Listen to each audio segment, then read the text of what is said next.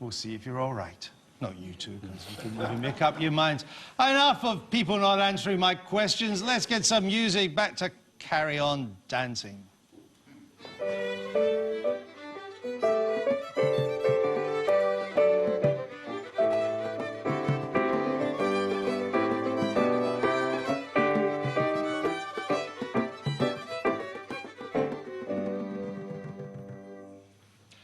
Now,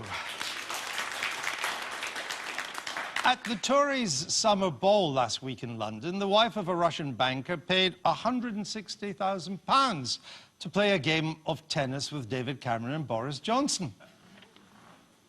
At the SNP annual Ceilidh last winter in Inverness, the wife of an Argyll crofter paid 5 whole Scottish pounds to spend the day curling with John Swinney and Nicola Sturgeon. The jury's still out on who's more money than sense. But it goes to show that they do things different north of the border, which is why we've decided to put roots in this week's Spotlight. Just a perfect day. Singing superstar Susan Boyle has sold more than 19 million records worldwide. Not bad for a small-town girl who dreamed a dream. But she certainly hasn't let fame and fortune go to her head, staying close to the roots that nurtured her talent and always calling Scotland home. Nicola Benedetti is going back to her roots right now with an album exploring traditional Scottish classical and folk music. She'll have us all singing in no time. Culture north of the border goes far deeper and wider than just music, of course. So for born and bred Scots, how much are they shaped by the landscape, the literature, the history, and the whisky? And with the Scottish uniforms for the Commonwealth Games doing tartan with a twist, should we always be proud of our roots, no matter where the criticism comes from? But just how important are our ancestral origins, and can they sometimes cause political tensions, whether Scottish, Spanish, Jamaican, or even French bitch? Does where you've come from always end up influencing where you're going?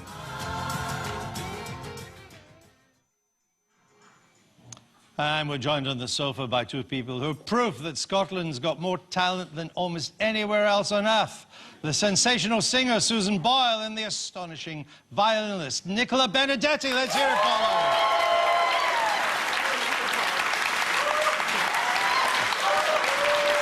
Right, Nicola, start with you, Nicola. How important are your Scottish roots to you and to where you now are? My Scottish roots are extremely important. I think I probably heard the violin stroke fiddle for the first time, obviously in Scotland, but playing Scottish music. The instrument is inextricable from Scottish folk traditional music. But in saying that, I started playing classical music very young, and through that immediately started playing the music of many cultures across the world. And I think that always gave me a very balanced view, I guess, of celebrating my Scottishness and the music of Scotland, but at the same time simultaneously celebrating and experiencing so many different musics of well, other but cultures. From a strong cultural base of your own. Susan, what about you? How important have your Scottish roots been to get to where you are today?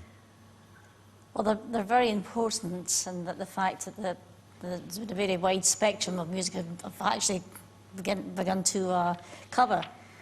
I've been doing anything from ballads to the Bard's music, local Burns music, that is Eve and Kiss. When you won Britain's Got Talent, or actually you came, I came second, but we all think you won, because you deserve to win. Thank you. When that happened, of course, it's a huge change for you. I mean, amazing. You suddenly become a world name overnight. Having a good Scottish grounding, did that help? It helps a lot because my parents told me never to be big-headed. Have you stuck to that? I've stuck to it. Well, I'm glad to hear it. Is it still important, do you think, that we take our roots seriously, or do we tend to romanticize our roots? Nicola. I think it is possible to romanticize. I think I left Scotland as my home when I was 10 years old, and I think with a little bit of distance it's definitely possible to romanticize. That can be the case with anything. Be a bad thing to do, it may not be a bad thing, but also sometimes distance can give you a more realistic view and I guess perhaps a less grumpy one. And I think coming back to Scotland, and I experienced so many different facets of Scotland, not just from within a home, but meeting so many teachers, so many young people, so many groups of audiences that come to my concerts. I think I do manage through those views to have a pretty wide view of the country. Susan, you've stayed still very close, despite the global fame, you've stayed very close to your roots. Is that a conscious decision, or is it just the way you like it? It's a conscious decision, but it's part of one's identity. You need to have your identity to survive. You tend to lose your identity when you become famous, because people expect you to behave in very different ways. And so staying close to your roots helps to keep you grounded? It helps to keep you grounded, yes. Okay. Do roots matter in politics, Michael? Gosh, you asked the strangest questions. People, I thought you were going to ask me about my roots. Why would I do that? Well, because I have two non-English parents, which I've always found. All right, well, let me come on to that, very since that was interesting too difficult. Your roots are Spanish and Scottish, as we can hear from the accent. But I would suggest that your Spanish roots are more important to than your Scottish. I have a much bigger Spanish family than I have a Scottish family. I have very little Scottish family left, so I'm no longer in the habit of coming to visit family in Scotland, whereas I'm always going to visit family in Spain. That is true. But in my childhood, I was a more frequent visitor to Scotland than I was to Spain. Oh, really? And your Jamaican roots are important to you still, aren't they? They're important to me, but you know what I think matters in politics? Authenticity. And for some people, their authenticity is very tied up with their culture, but for some not. But I just want to say how pleased I am to be on with Susan Boyle. I mean, my son always tells me I'm meeting Z-list celebrities like you, but this time I've met an A-list celebrity. She's such a frolic, Susan. You ought to have heard what she was saying in the green room. I mean, it was unrepeatable. I mean, it's just terrible. So, tell me this. Why has the Labour Party lost its roots? The audience could probably say as well as I do.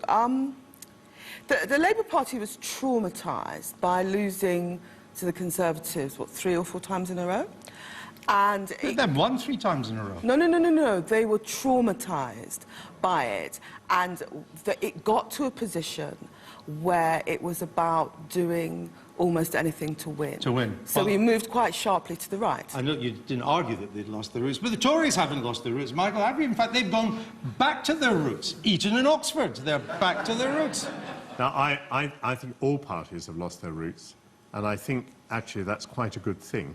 I think a political system where you could count on, 10 million votes at each election without even having to think about them. If you were working class, you were Labour, and if you were middle class, you were Conservative.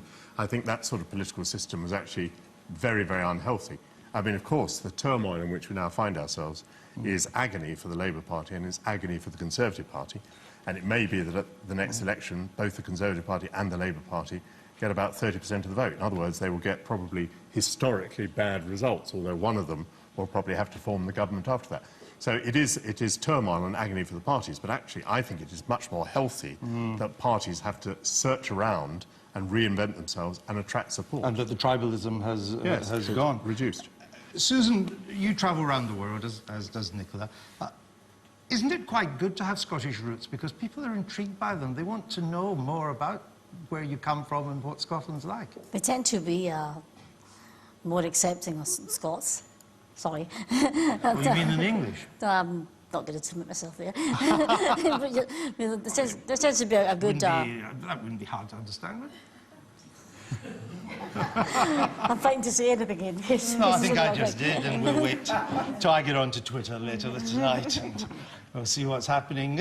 People do like... If you say you're from Scotland, they find it interesting, don't they? I have to definitely agree with that. I think saying I'm Scottish is definitely welcomed with open arms. And then I often say I'm Scots-Italian, and that's even bigger open arms, sometimes.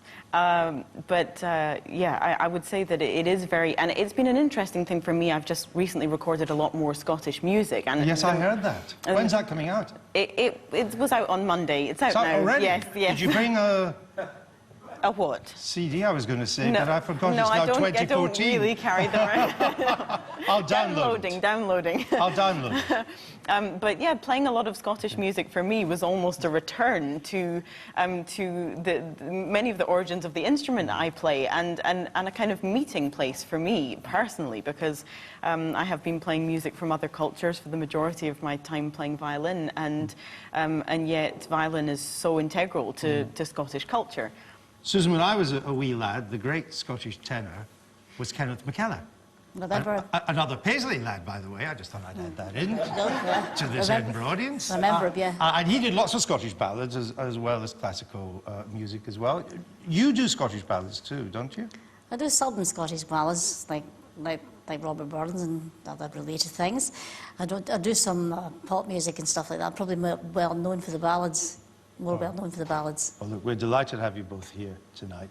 You do not get this on Newsnight. Susan Boyle, Nicola Benedetti.